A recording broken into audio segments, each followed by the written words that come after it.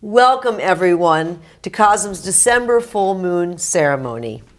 This is actually Cosm's 225th in a consecutive and unbroken chain of full moon ceremonies that we began in our home in Brooklyn in January of 2003. We're heading into our 18th year. And why did we decide to begin this ritual? Well, a shaman advised us to gather a community around the mission that we had envisioned, to build an enduring sanctuary of visionary art to uplift a global community. We are so glad you have joined us tonight to share the fullness of the moon. And Alex, tell us a little something about the significance of the moon. Thank you, Allison. Well, the full moon is a perfect circle of soft light against the infinite starry backdrop of the night. And each of us feels our own personal resonance with this giant luminous orb. The full moon is the high tide of the spirit, and when we gaze at it, we're pulled out of our everyday thoughts and return to wonder. Because of the influence of the lunar cycle on our reproductive systems, the tides and the agricultural seasons, for thousands of years, communities have gathered to honor and to celebrate each cycle. Spiritually and symbolically, the circle is the most basic sacred geometric shape of unity, wholeness, of oneness. The full moon is actually a reflecting surface, mirroring the greater light of the sun, just as each of us is a sacred mirror, reflecting the greater light of God. A total solar eclipse happened recently in South America, reminding me of the magical times that Allison and I have witnessed this event. When the total eclipse occurs, the full moon appears in the daytime sky, but this time it's a black circle that perfectly, supernaturally masks the unbearably bright disk of the sun. It becomes dark as night for 3 minutes, and the moon-sun conjunction appears like a hole in the sky, surrounded by a ghostly corona. A strange silvery light blankets the environment, and we're enveloped in the moon's shadow. Being immersed in the shadow brings to mind the year we've just experienced, 2020, one of the darkest of times, with the loss of life and health and well-being of communities worldwide. Our consciousness has been challenged and even traumatized. Revelations of 2020 shine a light of clarity on daunting systemic injustices in the structure of our society, long needing to be addressed. We consider the pandemic as an initiation. Like ancient rites in the sacred mysteries, the mysteries usually involved revelations and a ritual theater honoring death and celebrating rebirth. After 9.5 months, we're still in the midst of this ongoing initiation, which has catalyzed changes in all of our lives. Many are still living under lockdown restrictions. Over 300,000 Americans are dead from COVID, over 1 million people worldwide, a huge and tragic loss. Most all social and economic systems have been severely disrupted and strained. So whether our lives have been personally devastated, there is a collective grief and trauma that will accompany our move forward through this initiation. I imagine the fields of life around us are affected by the heaviness of the spirit of our time.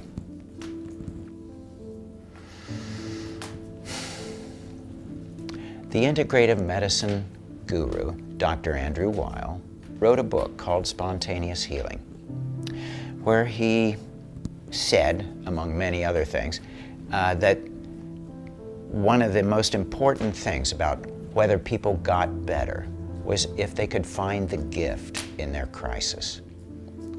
It was a breakthrough point in a person's healing process, taking the dilemma as a teacher and receiving a lesson, usually accompanied by their recovery.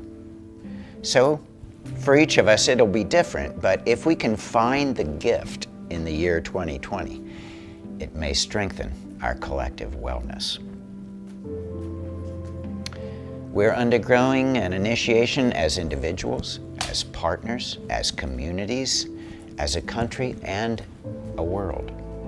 Our species is being asked, can we get along well enough to reorganize and save ourselves and the fragile life web? This time in isolation has allowed me to observe some of my own negative character traits with greater clarity and provided the perspective that I needed to sort out some of my old shadows. Lots of journaling, always recommended. Consider letting go of a negative character trait and cultivating a positive character trait for 2021. You might even imagine it brightening as the lengthening day moves in the new year towards spring. Consider making a picture out of it. When staying home is recommended, let your creativity bloom. Every one of us can experience the joy of art, because art is a medicine for the soul that encourages us to see the world more beautifully.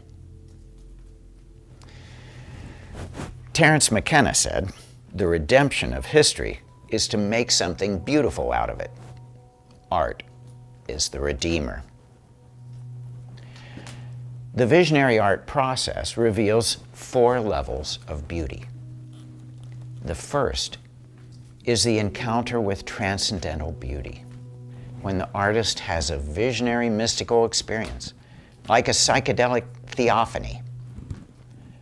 The second level is archetypal beauty, when the artist formally interprets their heavenly glimpse into shapes and a composition.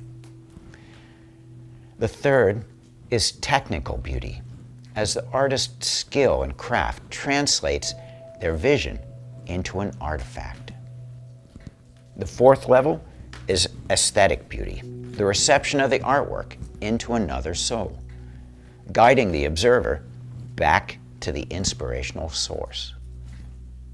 When all dimensions of beauty are engaged, the soul blossoms in ecstasy.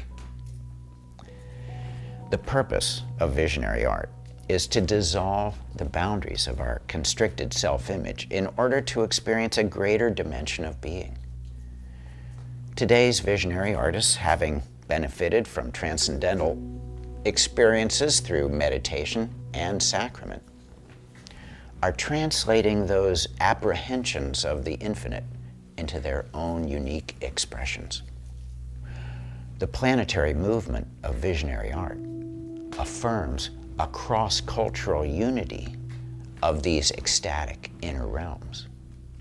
The worldwide underground multicultural artistic alliance is conducting experiments in mystic visionary awareness and reporting back evidence of higher dimensions of consciousness. An artist fulfilling the sacred legacy of their profession dedicates their work to the liberation of all beings, including themselves. Because of the growing cultural understanding of the psychedelic experience, visionary art is uniquely suited to empower spiritual consciousness. Visionary art is opening minds to a new way of seeing reality, revealing the sacredness of our being, our community, the world, and cosmos, without the familiar religious symbols. Visionary art is contemporary sacred art. When a sacred understanding inspires a spiritually aligned community, the power is generated to build a temple. Thank you to the Cosm community for your donations, your memberships, and your purchases from Cosm Shop that have supported us to continue the Entheon temple building project throughout 2020. Still to come, a $250,000 emergency water system to independently power Entheon sprinklers, and installing the heavy bronze doors of Entheon, honoring ADA compliance. These must happen before Entheon is permitted to open. The plan is in progress. Some tasks are requiring the spring thaw. The installations of the paintings, the sculpture, and artifacts in the galleries of Entheon is in progress, and we look forward to the time when it will be safe and approved to open Entheon and Cosm to the public. It'll be such a joy to celebrate with you all again.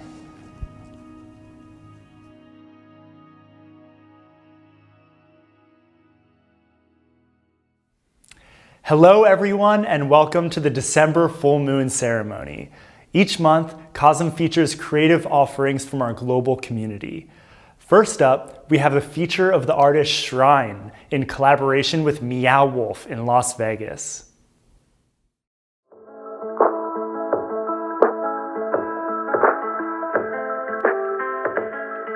My name is Shrine, and I'm here in Las Vegas painting at Area 15, compliments of Meow.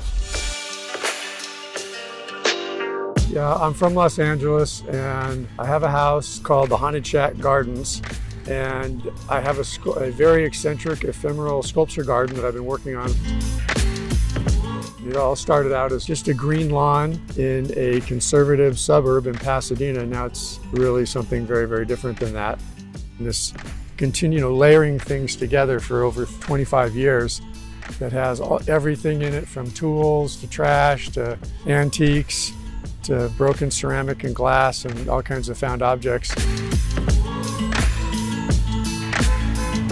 I had 5 trips to Lebanon last year. I work with a group called Grey Oven, one of the founders. So we build giant ovens that we turn into huge altars. We facilitate healing and inspiration through sharing meals, preparing meals, making things together. The idea that self-expression, investigation of self, is the first part of healing. We consider them to be rituals of peace.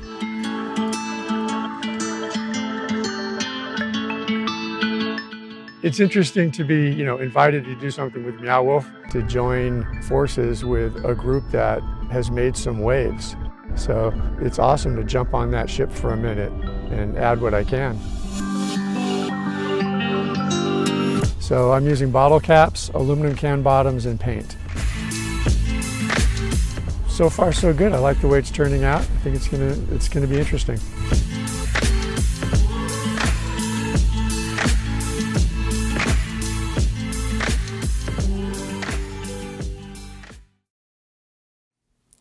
Thank you, Meow and Shrine, for that video. If you've attended a full moon ceremony at Cosm in the past, you may recognize Shrine's collaboration with Merlin, located near the fire circle. These sculptures were created from cans, bottle caps, and other recycled materials. Now, we have Dr. Delvin Solkinson with a drop about the rings of virtue. Charlie Chaplin wrote, "If you see the moon, you will see the beauty of God. If you see the sun, you will see the power of God. If you see a mirror, you will see God's best creation. So believe it." Happy full moon from the fertile Hudson Valley, a bioregion famous for seasonal woodlands and abundant farm-to-table culture. Cosm is located in a cool climate with a freezing and snowy winter, warm and rainy spring, hot and humid summer, and beautiful, cool autumn. What kind of climate do you live in? Write something about your climate in the comments. Gratitude to our love tribe living in Oceania, South America, and Africa, who are now entering summer, and to our love tribe in Asia, Europe, and throughout North America as we move into winter. Permaculture design reflects an ethos, a spirit of our age, asking the questions, what is an appropriate action for this climactic moment in the adventure of life on Earth? What is your appropriate action as we move into 2021, our greatest design opportunity yet? There are 3 overlapping rings of virtue identified by permaculture design as common qualities of successful societies throughout the history of humanity. The first ring of virtue is care for the earth. Here at COSM, we care for a 40-acre woodland sanctuary, home to barred owls, white-tailed deer, wild turkeys, red foxes, bobcats, eastern cottontail rabbits, and a whole community of plant and animal life. Every day of the year, a visionary chorus of birdsong brings joy to our creative practice. All life on Earth is nested in nature's cycles. At COSM, we celebrate and attune with the full moon and new moon, also acknowledging the cardinal points of the year, when the day and night are in perfect proportions. My tradition, the Old Faith, calls this the Wheel of the Year and includes Samhain, the Celtic New Year, winter solstice, Imbolc, spring equinox, Beltane, summer solstice, Lunasa, and autumn equinox. Those aligning with the first ring of virtue celebrate and care for all life on the planet. The second ring of virtue is care for people. I've always loved that Allyson Grey describes COSM as radically welcoming, supporting participation from people of all ages, races, sexual orientations, and spiritual or scientific backgrounds. In his translation of Chuang Tzu, Christian mystic Thomas Merton wrote, "The beginning of love is the will to let those we love be perfectly themselves." What is your faith tradition? Write your tradition in the comments. Those aligning with the second ring of virtue celebrate and care for people from all walks of life. The third ring of virtue is care for the future. COSM is creating an enduring legacy of love, creativity, and inspiration, an artful online media presence, as well as a permanent pilgrimage place and community center that will serve people for countless generations to come. What kind of future do you want to design? Permaculture shares the concept of virtuous circles, spirals of abundance, where beneficial action feeds back to create increasing amounts of beneficial action. For example, at COSM, we inspire artists to deepen their intentional, creative practice, activating an upward spiral by cultivating more visionary art, music, dance, expression, and participation in the global love tribe. More visionary artists increases interest in visionary arts and culture. The movement grows exponentially, making it easier for new visionary artists to make their way in the world. One way we can achieve a virtuous circle is to affirm and uplift ourselves and each other through the visionary arts. What can you do with your own unique gifts and creative practices to cultivate a virtuous circle?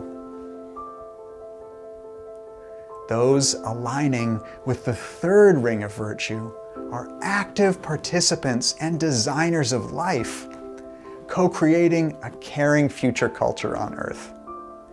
You are welcome to be a Stand with COSM community in caring for our planet, its people, and our collective future. Heartfelt thanks to all of those becoming members of COSM, making donations, or purchasing art artifacts from our online store to support our mission. COSM, Chapel of Sacred Mirrors, is a church and 501c3 organization supported by charitable contributions from the community. I will close with a quote from beloved medicine maestra Maria Sabina, who said, "Heal yourself with the light of the sun and the rays of the moon, with the sound of the river and the waterfall, with the swaying of the sea and the fluttering of birds. Heal yourself with the kisses that the wind gives and the hugs of the rain. Stand strong with your bare feet on the ground and with everything that comes from it. Be smarter every day by listening to your intuition. Jump, dance, and sing so that you live happier. Heal yourself with beautiful love, and always remember, you are the medicine." Have an awesome full moon, everyone. Thank you, Dr. Dell. You can learn more about Delvin and Visionary Permaculture at visionarypermaculture.com. Next up, we have an animated music video by TAS Visuals set to the song Lagoon by Halfred.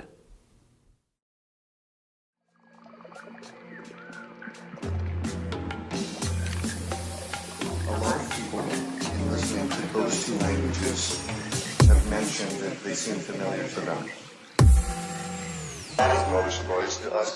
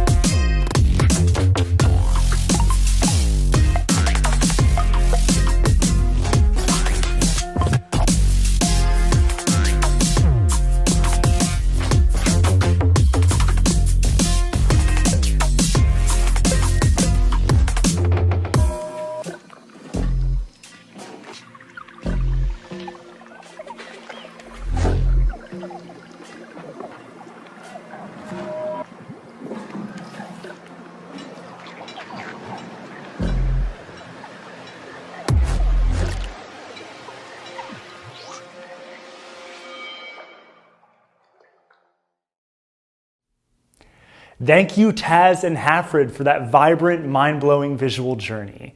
You can see more of their work at the links in the description of this video. Now we have Allyson Grey with this month's Parsha.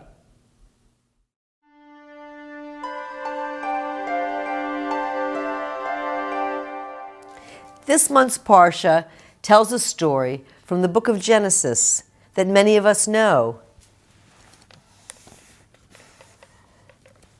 The story of Joseph and the coat of many colors. Now Joseph was one of the 12 sons of Jacob, who was the son of Isaac, grandson of Abraham, the first Jew. When Jacob was a young and single man, he had a dream encounter with an angel. He wrestled and pinned the angel, dislocating his shoulder, and he asked for a blessing. That is when Jacob's name changed to Israel, which means God wrestler. From then on, Abraham's descendants were called Israelites, a people invited to wrestle with God. This is also the Jacob of Jacob's ladder, describing a second profound dream of the ladder with angels walking up and down, affirming the site's sacred connectedness and the site of a holy encounter. Jacob named the spot Bethlehem, meaning house of God. Jacob had 12 sons and 1 daughter by his 2 wives and their 2 handmaidens, an arrangement accepted 3,500 years ago. Jacob favored Joseph out of all of his sons. Maybe he was the most beloved because Joseph was Jacob's youngest and only son from his favorite wife, the beautiful Rachel. Jacob had waited 14 years tending flocks for Rachel's father and married her older sister before he could have Rachel's hand in marriage. The practice of favoritism in the family is recalled in each generation since Adam, always fraught and at the heart of family trouble, an observation just as relevant in family life today. To show his affection for his favorite son, Jacob gave Joseph a coat of many colors. Joseph didn't mind flaunting the special place he held in his father's heart. As a result, though, Joseph was predictably envied and even hated by his brothers. They saw this special gift coat as a sign that Joseph might become leader of the family and the greatest inheritor of their father's prosperity.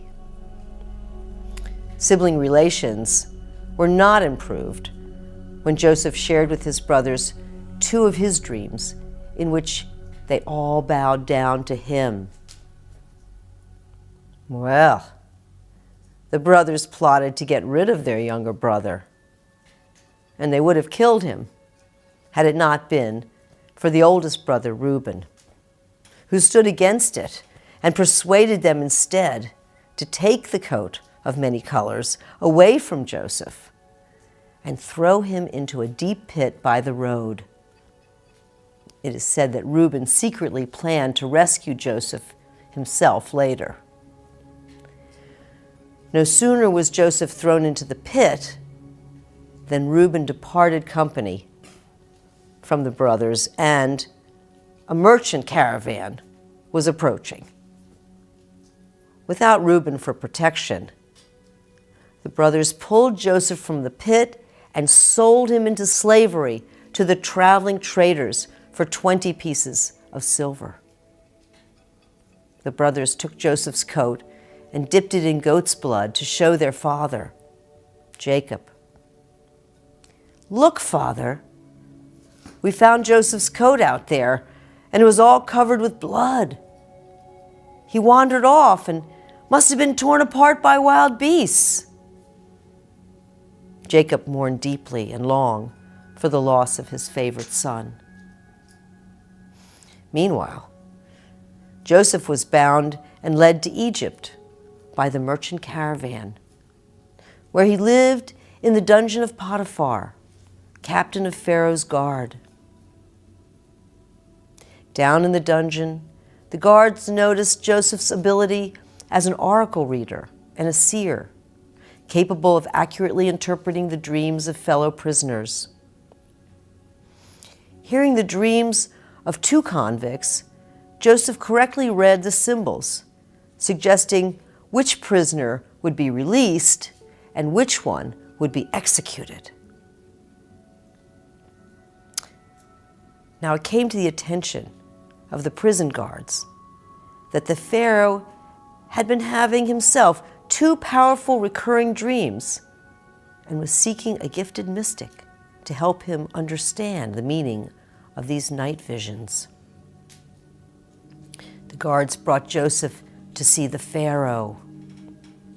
In the dreams, there were 7 fatted cows and 7 emaciated cows who devoured the fatted cows but remained sickly and wasted. In the second dream of the Pharaoh, 7 bundles of healthy grain were taken over with disease from 7 sickly bundles of grain.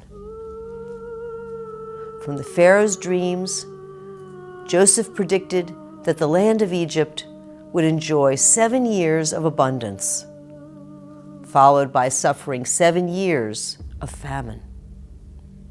When Pharaoh asked Joseph what should be done, Joseph recommended putting half aside of all the grain harvested in the abundant years, filling silos with food stores to be available only during the coming famine. The Pharaoh was impressed with Joseph's prophecy and wisdom and his usefulness.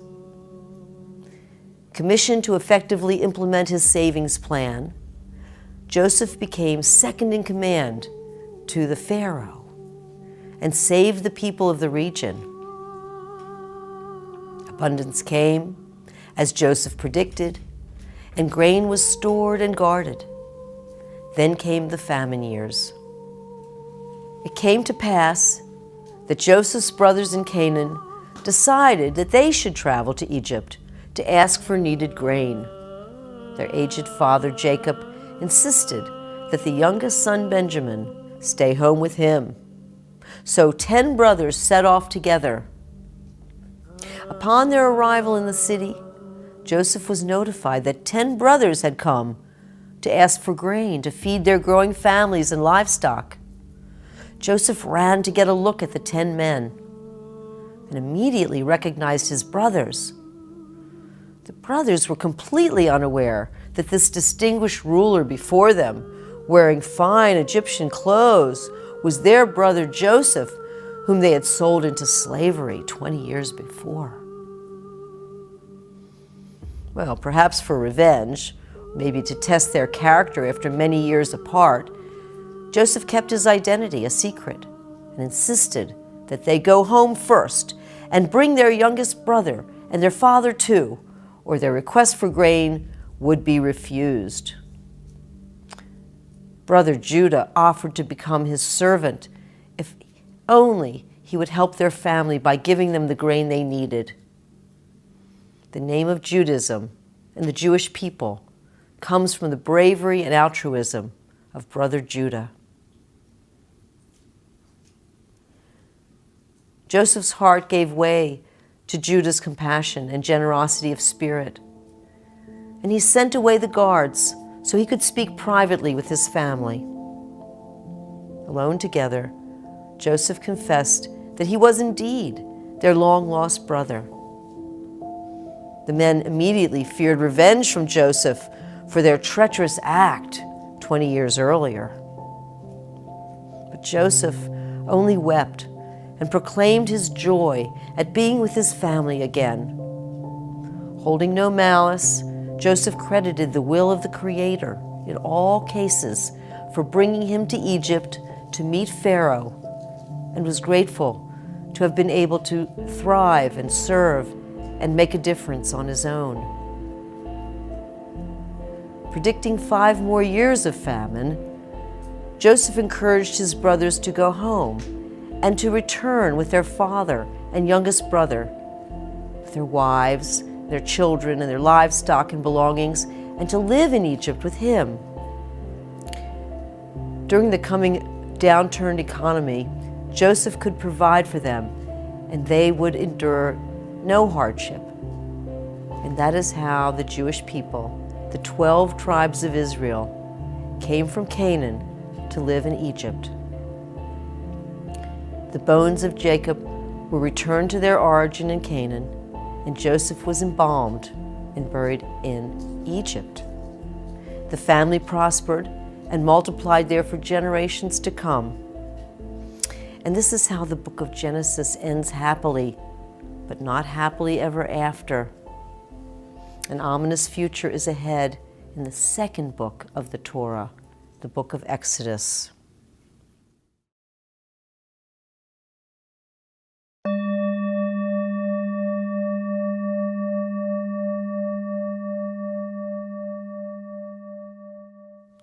Throughout the month, friends from around the world have sent in their personal blessings and declarations to be acknowledged and collectively sent by fire to the heavens. We've read them all, and here are some examples. A person named Montana, who lives in Pennsylvania, declares, "I will use my creativity to help myself and others heal." Amanda from Texas blesses us. May you embody unconditional love and inspire kindness everywhere you go. Winnie from Nairobi, Kenya, declares, "I declare that 2021 will be a year of spiritual, physical, and emotional abundance. Love, peace, and patience shall guide." And Sharon from Ontario, Canada says, "May faith and hope be renewed and acted upon as we rise again." Jack from New York declares, "I dedicate my existence to the highest good of all sentient beings and union with the Great Spirit through the light of the soul." Maddie from Utah sends this blessing. May we find creativity, art, and progress through the new year as a collective. So I'm going to roll this back up into a scroll, and Alex is going to place it in the fire with a blessing. That all these blessings and declarations will be realized. And here you go, Alex. Here's your scroll for burning. Thank you, Allison. Yeah. Well, may all these blessings and declarations come true.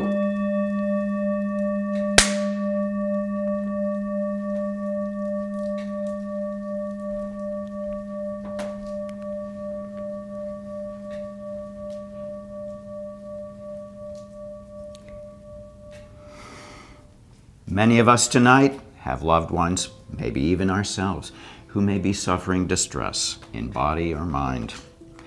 At Cosm Full Moon, we like to turn inside now and hold in our heart those among us who might benefit from a healing prayer. Great Spirit, thank you for blessing this day and for our precious body and soul.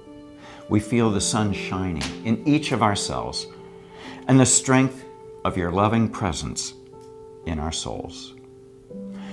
The light of Spirit shines in our hearts, and as we breathe, a glow expands to surround us like a luminous sphere. The brightness in our heart magnifies as we join together in a gleaming web with countless others around the world.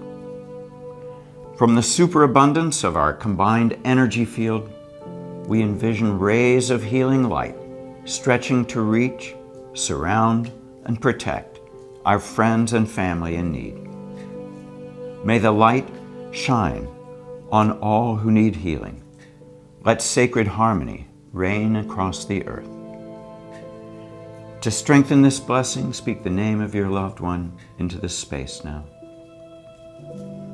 Thank you, Great Spirit.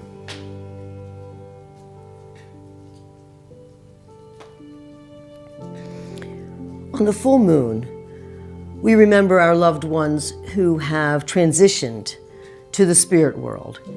and invite their memory into this ceremony to honor them. To evoke their memory, you can speak their name into the space as we offer this recitation. At the sunrise and at the sunset, we remember them. At the sound of the wind and the chill of winter, we remember them. At the opening of the buds and the rebirth of spring, we remember them. At the deep blue sky and in the warmth of summer, we remember them.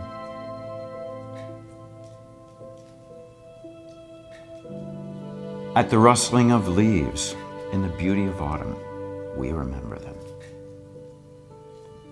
At the beginning of the year and when the year ends, we remember them. When we're weary and in need of strength, we remember them. When we are lost and sick at heart, we remember them.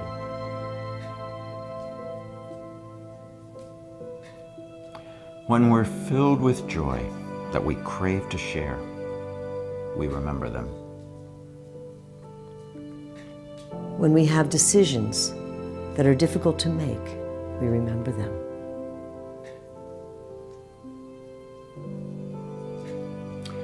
When we have achievements that are based on theirs, we remember them.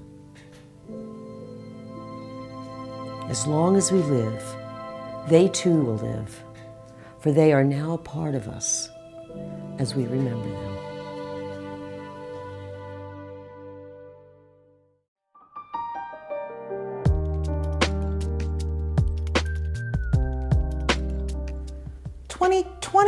You're leaving so soon. Oh, I hate to see you go, but I'd love to watch you leave. Hey everybody, if you're watching this, you're approaching the finish line of what was quite possibly the most bizarre year of the new millennium. And I'm here to tell you that you did a great job, or at least the best you could, given the circumstances. Feeling jazzed after tonight's broadcast and want to dive deeper into the art and literature of Alex Grey and Allyson Grey? Consider sailing over to shop.cosm.org and treat yourself to books, posters, prints, and other artful goodies. Shout out to Cosm's shipping crew who sent out tens of thousands of packages this year. I'll tell you what, people really like blankets. Cosm is so grateful to each of you for continuing to support the existence of this place of spiritual art and peace. Thank you for subscribing to our YouTube channel, hitting the like button, and sharing Cosm content with your friends and family. January is stacked with some lovely virtual events, including our monthly members circle, art church on creating the life you love, and the 226th full moon ceremony. Dates and details can be found by visiting cosm.org. You know, as we approach the dawn of a new year, I encourage you to walk confidently in the direction of your dreams. Cheers to this next lap and another chance for us to get it right. Remember to enjoy the ride. Relax, knowing that nothing is under control. And keep in mind that some things may not make sense until the end of the story. So with that said, I'll see you on the other side. Happy full moon, everyone. Dedication to love. From the core of our hearts, we dedicate ourselves to the complete and full expression of love in all our activities and in all our relationships. Love is the soul's medicine, a refuge in our hearts, protecting us from utter despair. Finding compassion in the eyes of the beloved and the stranger gives us the courage to endure. May love sensitize us with care and wisdom. May love help heal the sickness and wounds of life. May love enable us to forgive and accept ourselves. May love enable us to forgive and accept each other. May love help us overcome our cruelty and bitterness, our greed and jealousy, our ignorance and delusion. May love rule our hearts and minds, directing us to reach out, doing our best to benefit others, to heal suffering, to give gifts, to create beauty in the infinite network that is our world. A heart of loving kindness pours creative grace into the world to alleviate pain and mend the heart net. To the healing art of love, we dedicate ourselves. And may any merit generated by this gathering be offered to the benefit and liberation of all beings. Happy full moon, everyone.